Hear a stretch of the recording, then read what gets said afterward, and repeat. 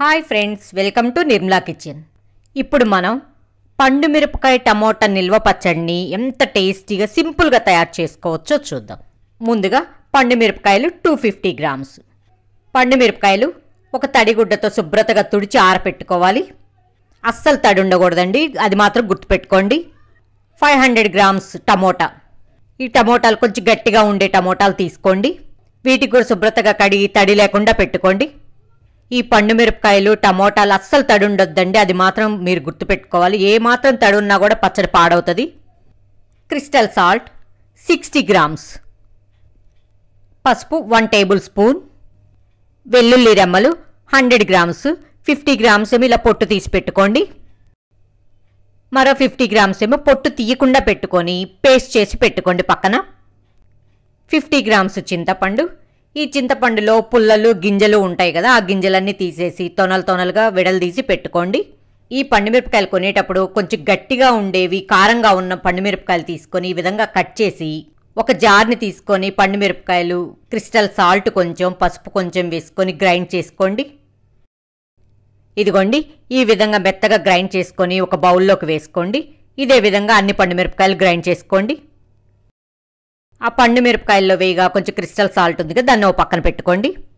పొట్టు తీయకుండా పెట్టుకున్న వెల్లుల్లి రెమ్మలు పేస్ట్ చేసుకున్నాం కదా, ఆ పండు మిరపకాయలు వేసుకొని ఒకసారి మిక్స్ చేసుకోండి.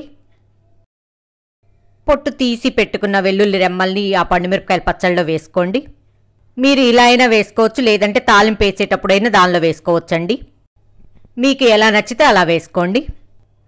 టమోటాలని కట్ చేసి ఆ మొదల్లో ఉన్న గ్రీన్ది తీసేసి చిన్న ముక్కలుగా కట్ చేసి పెట్టుకోండి. అన్నీ ఇక్కడ నేను చూపిస్తున్న విధంగా కట్ చేసుకోండి.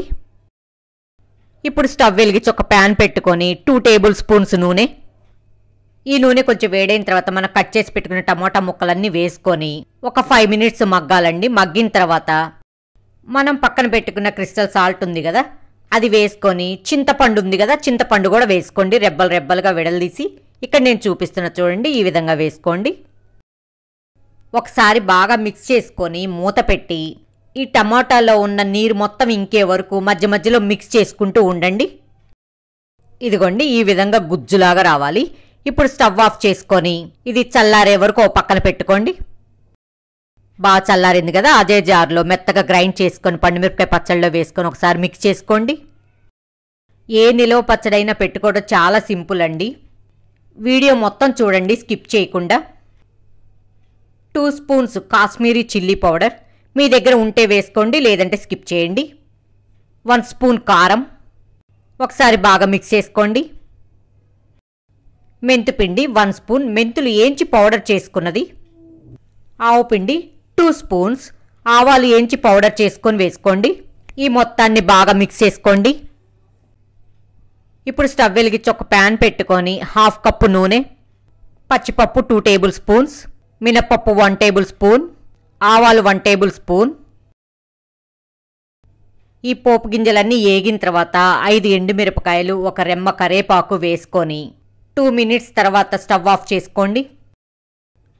పండు మిరపకాయ టమాటా పచ్చళ్ళలో ఈ పోపు వేసుకొని ఒకసారి బాగా మిక్స్ చేసుకోండి. ఏ నిల్వ పచ్చడికైనా పల్లి ఆయిల్ బాగుంటుందండి. మీరు వీలైనంత వరకు పల్లి ఆయిలే వేసుకోండి.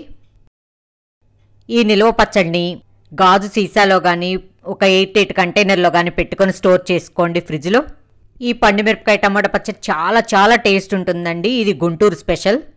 ఇంగ్రీడియంట్స్ ఏవి స్కిప్ చేయదండి, యాజ్ ఇట్ ఈజ్ వేసుకోండి.